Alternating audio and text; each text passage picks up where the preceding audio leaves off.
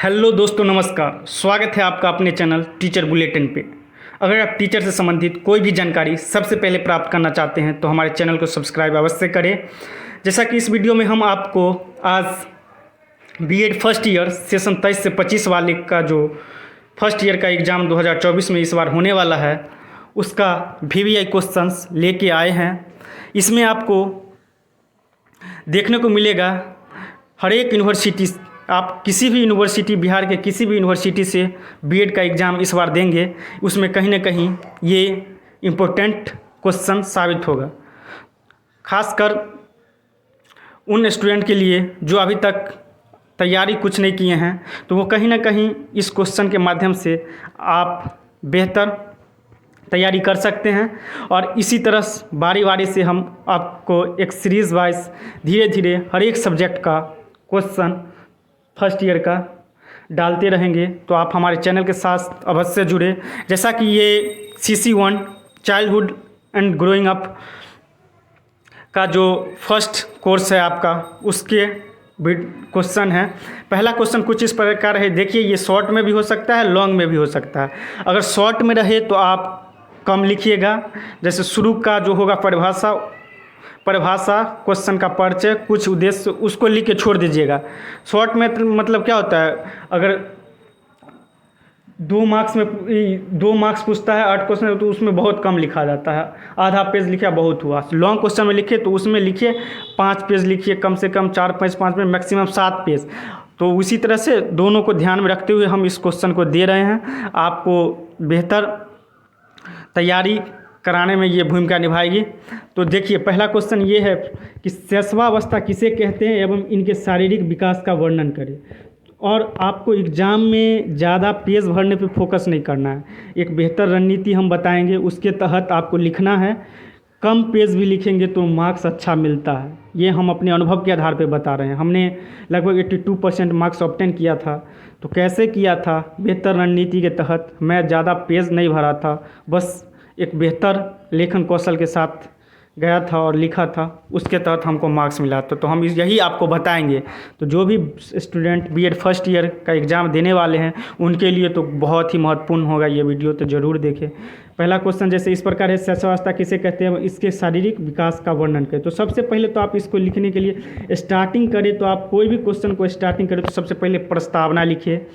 प्रस्तावना यानी कि इंट्रोडक्शन, भूमिका, क्वेश्चन के बारे में बताए, क्या है उसको पहले बताए।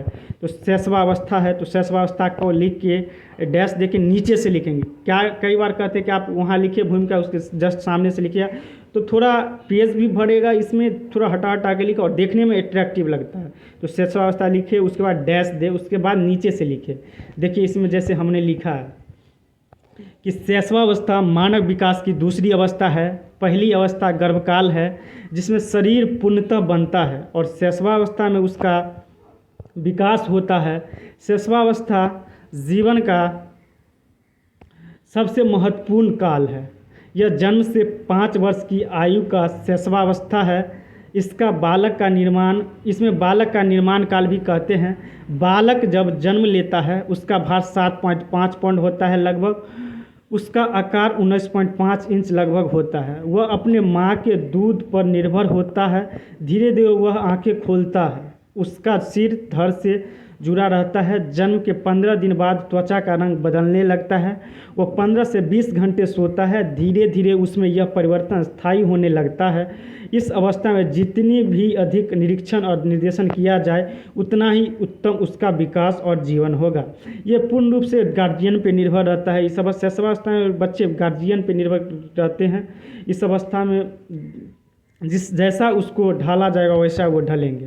तो देखिए आप पॉज करके लिख भी सकते हैं इसी तरह से पहले, उसके बाद परिभाषा लिखेंगे। शैशवावस्था का परिभाषा क्या है, तो उसको देखिए हेडिंग बनाएंगे और अलग अलग मनोवैज्ञानिक के अनुसार, अगर आपको मनोवैज्ञानिक का नाम याद है और उसको लिखते हैं तो कहीं ना कहीं वो काफ़ी प्रभावशाली होता है। इससे एक जो कॉपी चेक करते हैं उनको लगता है कि हाँ कहीं ना कहीं बच्चे के पास बेहतर नॉलेज है, तो आपको ज़्यादा मार्क्स देंगे। देखिए ये अलग अलग परिभाषा शैशवावस्था के बारे में, अलग अलग मनोवैज्ञानिक का राय क्या है उसको इस प्रकार लिखा है। जैसे पहला S.A. कोटिन्स के अनुसार शैशवावस्था जन्म से 5 वर्षों की आयु तक है, जिसके अंतर्गत जिसके अंतर्गत इंद्रियां काम करने लगती है और बालक रेंगना, चलना, बोलना सीखता है।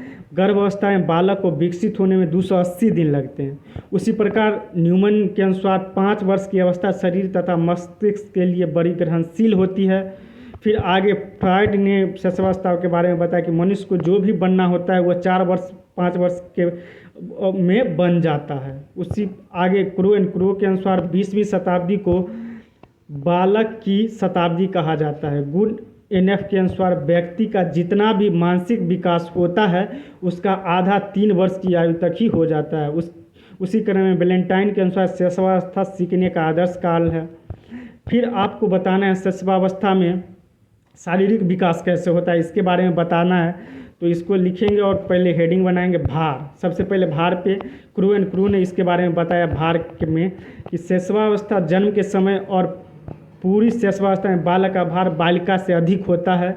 जन्म के समय बालक का भार 7.5 पाउंड से 7.15 पाउंड और बालिका का भार लगभग 7.3 पाउंड से 7.13 पाउंड होता है। पहले 6 माह में शिशु का भार 2 गुना और 1 वर्ष में 3 गुना हो जाता है। दूसरे वर्ष में शिशु का भार केवल 1.5 पाउंड पर मंथ के हिसाब से बढ़ता है और 5वें वर्ष के अंत में 38 एवं 43 पाउंड के बीच में होता है। तो आप पॉज करके इसको लिख सकते हैं आराम से बारीकी से।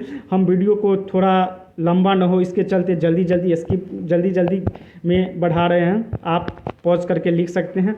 दूसरा होता है लंबाई। जन्म के समय और संपूर्ण शिशुअवस्था में बालक की लंबाई बालिका से अधिक होती है। जन्म के समय बालक का लंबाई लगभग 19.5 पाउंड से 20.5 इंच लगभग और बालिका की लंबाई 19.3 से 20.3 इंच होती है। अगर 3 या 4 वर्षों में बालिकाओं से आगे निकलने लगते हैं बालक। पहले वर्ष में शिशु की लंबाई लगभग 10 इंच और दूसरे वर्ष में 4 या 5 इंच बढ़ती है। तीसरे या चौथे 5वें वर्ष में उसकी लंबाई कम बढ़ती है। सिर व मस्तिष्क। शिशुअवस्था में नवजात शिशु के सिर की लंबाई उसके शरीर की कुल लंबाई की 1/4 भाग होती है। पहले 2 वर्षों में सिर बहुत तीव्र गति से बढ़ता है, फिर उसके बाद धीमी गति से बढ़ती है।